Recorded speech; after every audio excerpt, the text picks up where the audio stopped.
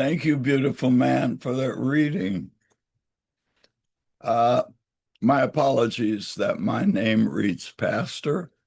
I'm unable to change it because I'm on as a co-host, and so it doesn't allow me to change it. But it tickles me because I am the pastor of Hope Community Church. I am not the pastor of Unity in the City and Unity of New York.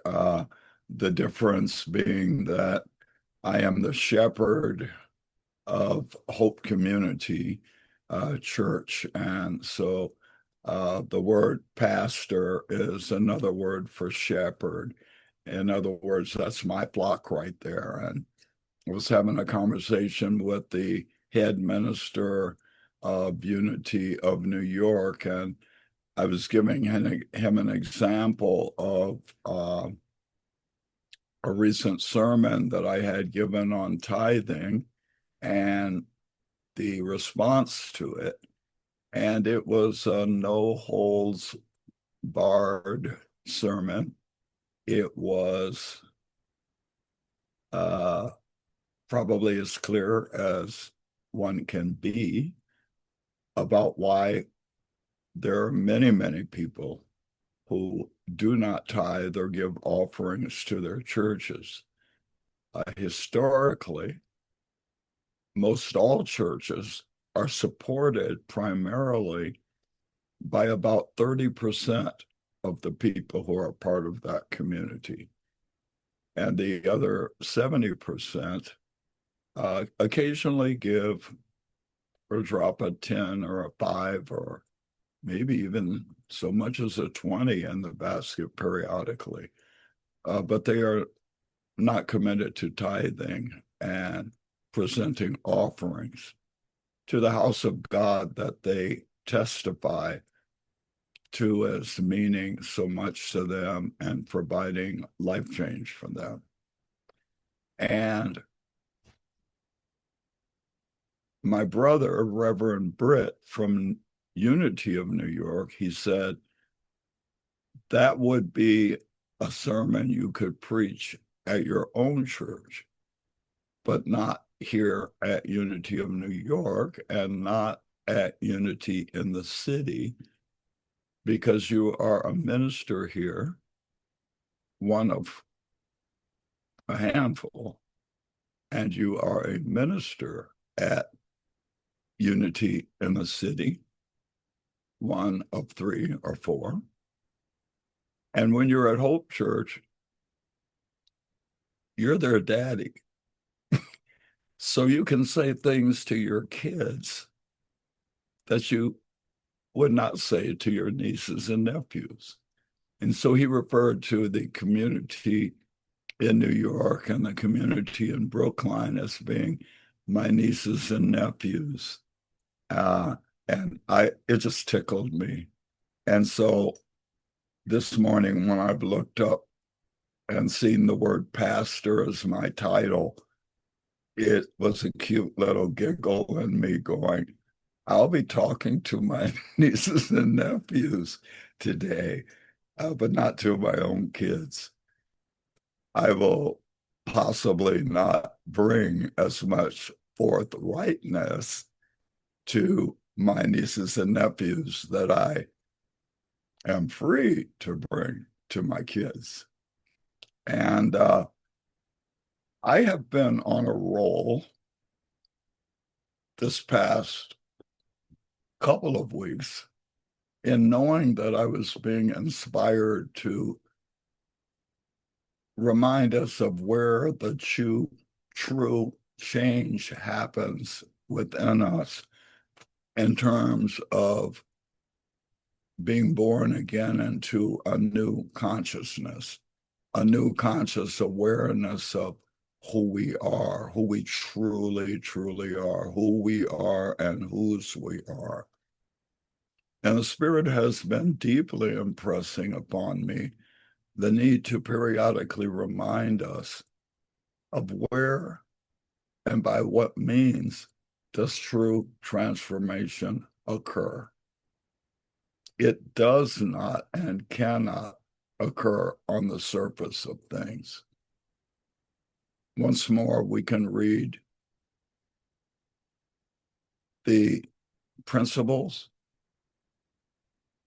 from the time we're 8 years old until the time we're 80 years old and never be truly transformed by them. We can say, the Lord is my shepherd, I shall not want, and go no further than that. From the time we're kids until the time we're elders, and never be transformed by those few words. The Lord is my shepherd, I shall not want. We can memorize those words as children. The Lord is my shepherd, I shall not want. And we can grow through adulthood and into old age, not getting it, still shepherding ourselves, carrying the world and its weight on our own shoulders, trying to figure out everything there is to figure out on our own, living lives that are self-led. And regardless of how many times we have read and recited, I shall not want, we live a life wanting something other and more than what we have in order to get our dance on, in order to get our praise on. If I only had, wish I had, when I do have, boys and girls, how I'm going to dance. I will be finally free. And so saying the Lord is my shepherd does not make the Lord your shepherd. It leaves you believing you are shepherding yourself through the terrain of this thing called living life on planet Earth. It is you who must climb the mountain. It is you that must figure everything out. It is you in charge of you. And I need something. The word shalom means there's nothing broken and there's nothing missing. But I can't have peace then until I know this to be the truth and feel it, that there really is nothing broken, regardless of the appearances of things seen. And there really is nothing missing, regardless of me being convinced that there seems to be. If we don't go any further in that prayer, then the Lord is my shepherd, I shall not want, and contemplate what that means for me, and meditate on what that means for me. I know countless people who listen to sermon after sermon, inspirational message after inspirational message, go to seminar after seminar and workshop after workshop,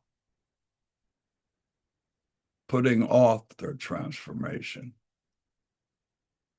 because they listen to one amazing teaching and are eager then to move on to listening to another amazing teaching, after which they are free to go on to another amazing teaching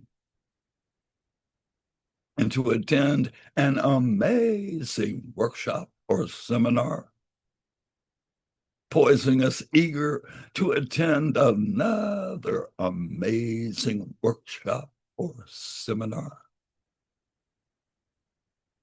putting off transformation, although we think it's gaining it. Because gaining true transformation must go beyond the listening, beyond the reading, and beyond the recital. It has been told to me, and I've passed on the telling, that if you do not truly meditate regularly,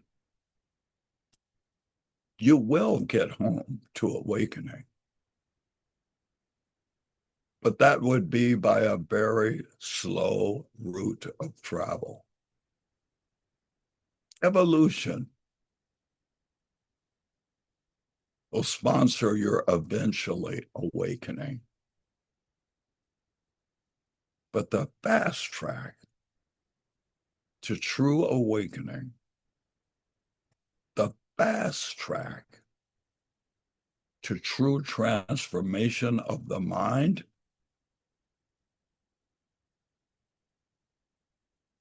is accomplished through meditation, principally to close your eyes and shut out the world, to still your thoughts from the things of the world, to lose consciousness of yourself as a human being whose body represents who it is. Be still and know that I am God. Not attend a workshop and know that I am God. Read another chapter in another book and know that I am God. Listen to another great, powerful sermon and know that I am God. No, it speaks what it says and no more. Be still and know that I am God. At our church, we are viewing on a big screen The Chosen, which is a series that is sweeping the world and transforming not only a number of people's intimate relationship with Jesus and his teachings, but it's transforming those who view. It is the most powerful thing that I've run into in terms of its capacity to produce and to present the life of the Jesus that I have been in relationship with since 7 years old. And one thing that is very noticeable is how often Jesus gets away. He often just gets up and leaves the company of those in his surround.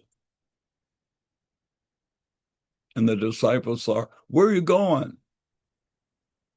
To be alone with my Father. Let me go with you. No, couldn't do it. You'd be a distraction. Just me and Daddy in the quiet. This is my power source. I have referred to it as a powerless, out of power iPhone that is not dead, only sleeping. And when plugged into its power source, rejuvenates. The iPhone has no power of its own. It must plug into its power source. Jesus testified I have no power of my own. All of the power that seems to be mine is the power of our Father who is all power. So sometimes the disciples are pretty stunned by how often he just leaves and says, in answer to where are you going? Alone. To be with Daddy.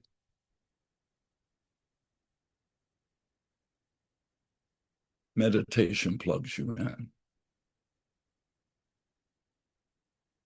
I remember one time as a child where we discovered that we had a hole in our hose for watering the garden. And I can remember being assigned by my daddy to water the gardens. And I was so happy to give him a reason why I couldn't. Give him my alibi, my way out. Can't do it today, Daddy. There's a hole in the hose. Can't water the garden without a hose. I would need a hose to water it. You need to get another hose. And my daddy turned around to me, grinning and chuckling, and he said, Boy, there ain't no hose that's ever watered no garden. A hose can't water a garden. Only water can. The hose is just a channel for the water to pour through. The water comes out of the faucet on the side of the house. Get yourself some buckets and water that garden. And it was a revelation for me. Wow, I've always thought it was the hose that watered the garden. No, Jesus knew, and we should come to know, we're the hose. We don't water the garden. We are simply an inflow and an outpour channel for what waters the hose, which is water itself pouring out from the source. And so I've referred to meditation as a pause for the cause of remembering. The meeting point between who I think I am and who I really am. The place of my human experience being intercepted by my divine beingness. I've referred to it as a break for station identification. But it's be still and know that I am God. Take a break. Take a break from trying to shepherd yourself. It is out of your field of mastery. You cannot shepherd yourself. You're a sheep. Live your life under the governance of the true shepherd, the soul of your being, the you who knows you are at one with oneness itself and limitless in power and in peace.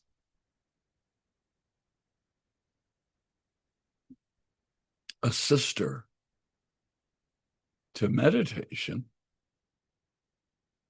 is contemplation.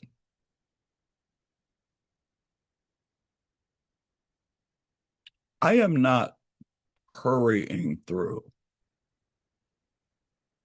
Reverend Laura's book. I am reading pages and I am pausing and shutting her book. to contemplate what I have read and what has been shared. When I read the Bible, I don't just hurry through. I read sometime only 2 verses of a single chapter and close the book.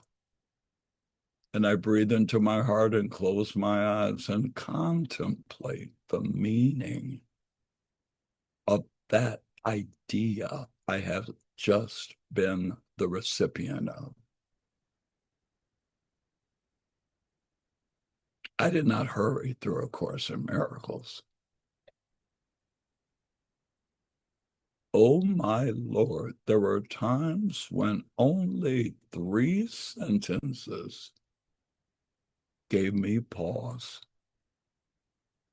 and I shut the book and I contemplated the meaning of a presented idea.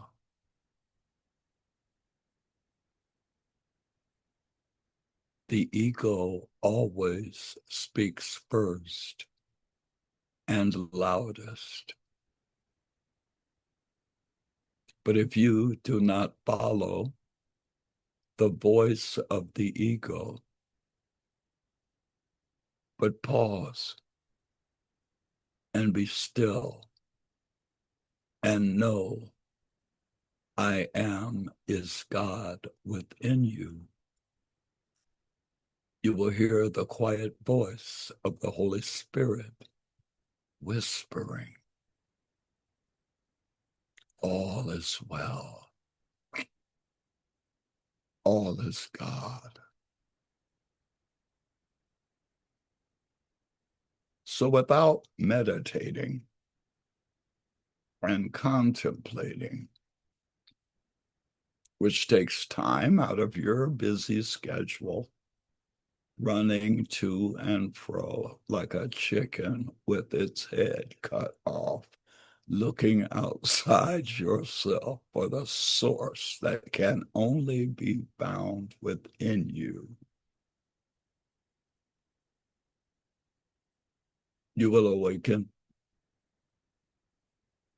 It is the plan of our Creator that all will awaken. But you will be on the slow travel route. If you want to get on the fast train, include meditation. Be still and know that I am God in the midst of you. And contemplation. Let the words of my mouth and the meditations of my heart be acceptable in thy sight, O Lord, my strength and my Redeemer.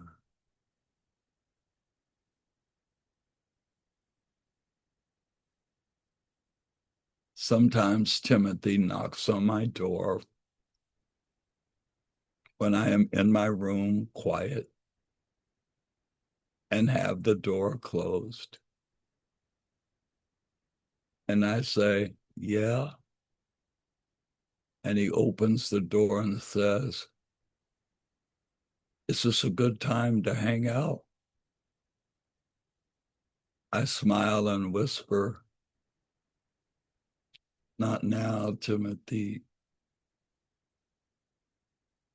I'm hanging out with Daddy. Abba, Baba, Gotti, my source. Thank you for your listening. I'm complete.